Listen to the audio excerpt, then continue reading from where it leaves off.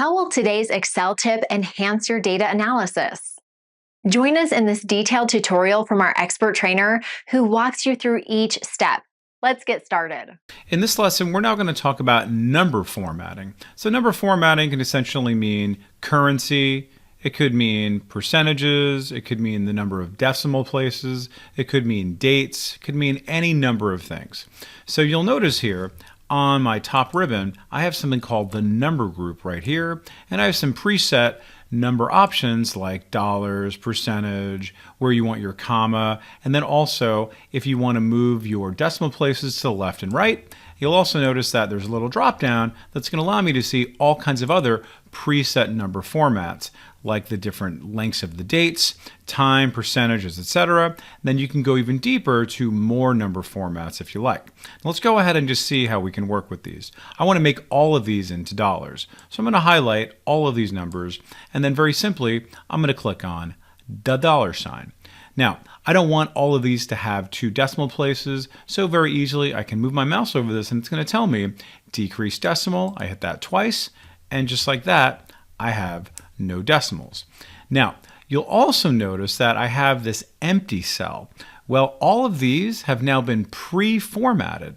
So meaning that it's all baked into the cell itself. So now I see that Pony D Danza in his fourth quarter has $566. I hit enter, and you'll notice how it's been pre-formatted to have the dollar signs.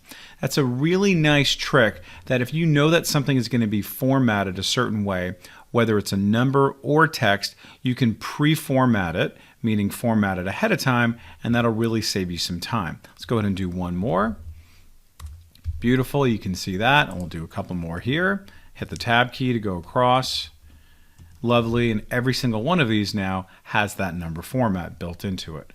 Now let's go ahead and do a new column, and let's do one for dates. I'm going to go ahead and right click on the F column. I'm going to say insert, and I'm going to say date entered, and we know I can fix this very easily by double clicking. Beautiful. And I'm going to go ahead and put in the date of March 1st. And very simply, I'm just going to do 3-1, and I hit enter, and you're going to see what it does. And for some of us, that actually might be kind of neat, and it's just 1-MAR. So it's giving me kind of shorthand for that. Do I know what year it is? Is that the format that I want? Not really. So what I'm going to do is I'm going to change that to a different format. So I'm going to go over here where it says custom, click on my drop down, and this time I'm going to say short date. And then notice what the short date is. It has 3/1/2024. That's great. And you can say, oh, that's exactly what I wanted.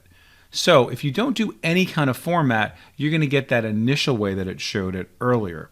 So we want to make sure that we are formatting things the way that we want to format them.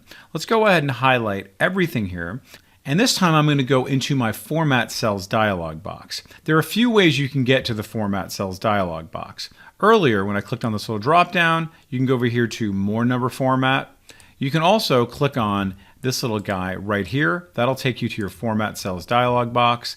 And you can also right click and you can say Format Cells. Any one of those will take you to this big, beautiful Format Cells dialog box.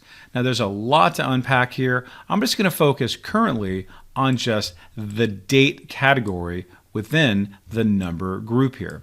Okay, so if I click on date, you'll notice how it's going to give me every single number format option available. So you can see here, you know what, I'd actually like to spell them all out. So I'm going to choose this where it's going to have the month spelled out as well as the day and also the year. I click OK. And now watch what I'm going to do. I'm just going to type out 6-1. That's it. Shorthand for the date, but because I pre-formatted it when I hit enter, and then just notice how it comes out with the full name of the month, the day, and the year. Let's do a really long one. Let's just do 1, 2, just like that. Oh, look at that. It saves me a lot of time doing that. Now, very easily, I can override that, change it to whatever kind of format I want, but just know that it's a good idea to pre-format it or to make sure you're getting the format that you want. So let's go ahead and fix this one. I'm going to right-click, go over to here to Format Cells, go to Date, and then I'll find the one that I want to match the other ones, and then bam, there you go. Now that we know about the format cells dialog box, let's do something a little bit different with these dollar signs. What I'm going to do is I'm going to highlight all of these that have the dollar signs, and I want to do a different kind of format that has the dollar signs close to the numbers, not this format. Okay, so again, what I'm going to do is I'm going to go to my format cells dialog box, and this time let's go ahead and click on this little dialog box launcher. I click on that, and then you'll notice that I have the currency and accounting category. Well, currently I'm in the accounting category, but I'm going to change it to currency. They sound like they're kind of one and the same, but I want you to come here, number one, to know what the difference is, but number two, in case you are working with different types of currencies, you can see here it's pretty much every single currency you could think about. Now, notice here I have 0 decimal places, which is exactly what I want. I'm going to choose currency because currency is going to allow it for me to have my dollar signs closer to the numbers. You can't tell from this preview, but that's what's going to happen, and bam, that's exactly what I want. Now let's go ahead and jump over to another tab, and let's come over here to this practice tab, where we're going to see in column F, we have a number of decimals in here. And I'm going to convert these decimals into percentages. So all I do very simply is highlight all my decimals there, and then come over here to my number group, and just simply choose percent style. And you can see just like that, it's now converted my decimals into percentages.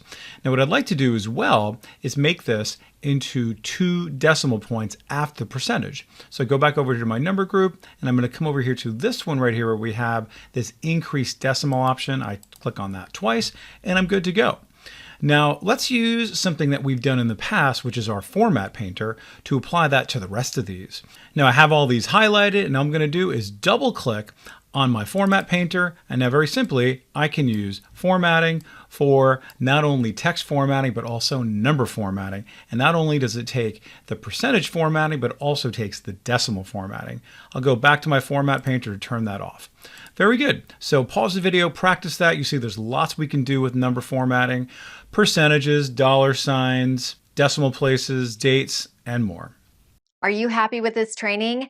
Make sure to subscribe for more great content.